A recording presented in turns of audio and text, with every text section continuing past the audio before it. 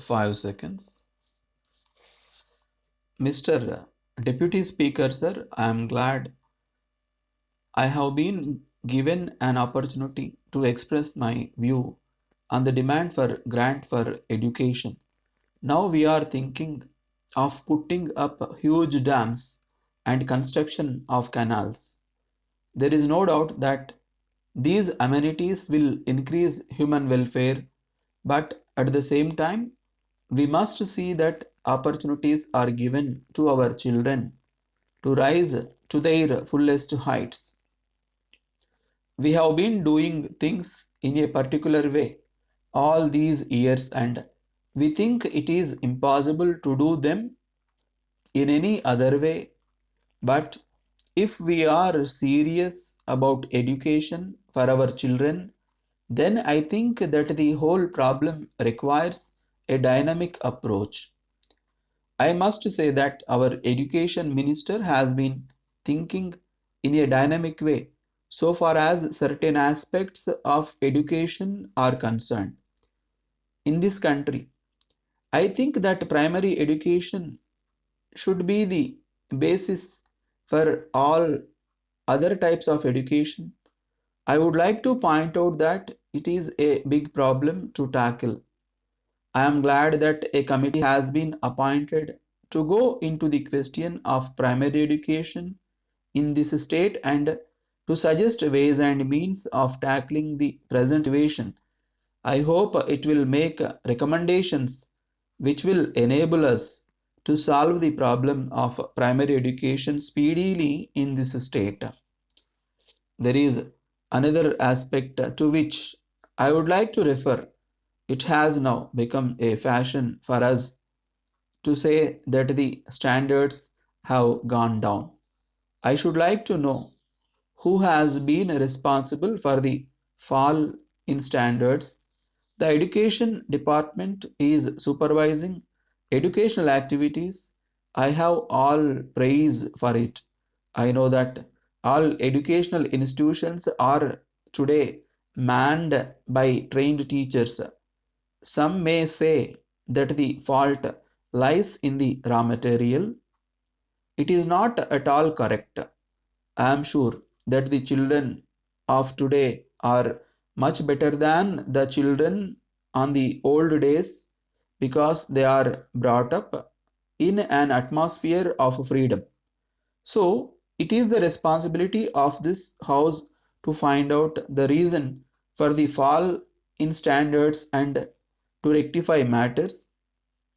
In the matter of education, I must bring to the notice of the government that there is a tendency on the part of private managements to think of education as a business proposition.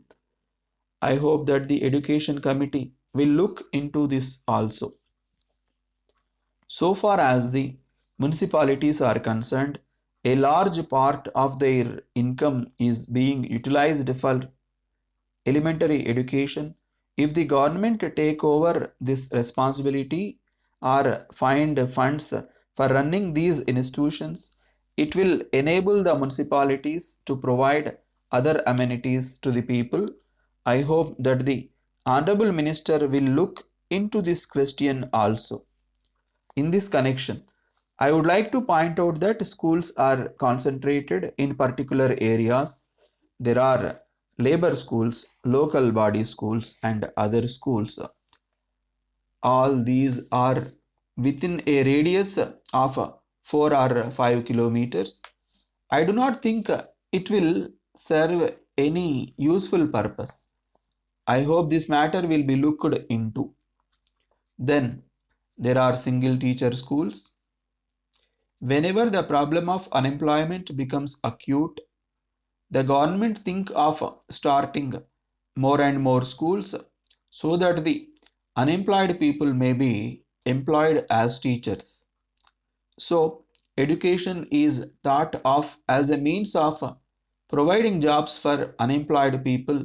So, there is need for a basic change in the approach of the government to the problem of education. I hope that even primary school teachers will be selected on the basis of a competitive examination so that we may have good teachers. Letter from the National Paper Company, Lucknow, to Messrs. Madhavan and Company, New Delhi. Dear Sirs, we thank you for your letter of the 4th instant. You have requested us to supply you some quantity of good quality paper. At the same time, you have stated that you will pay the cost of the goods within 30 days of delivery.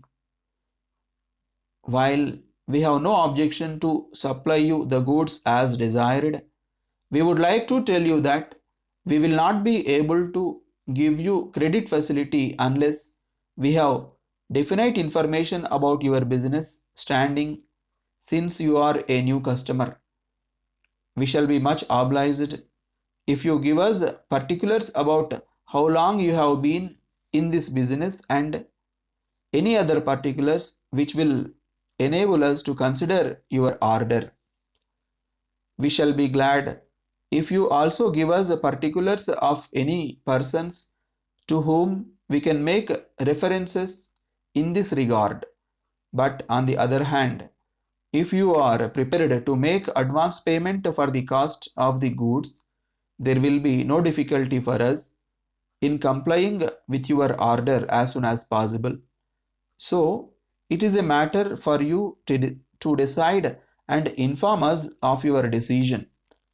On hearing from you, we shall take a decision in the matter. We hope you will respond as early as possible so that we may take further action in this matter. Yours faithfully.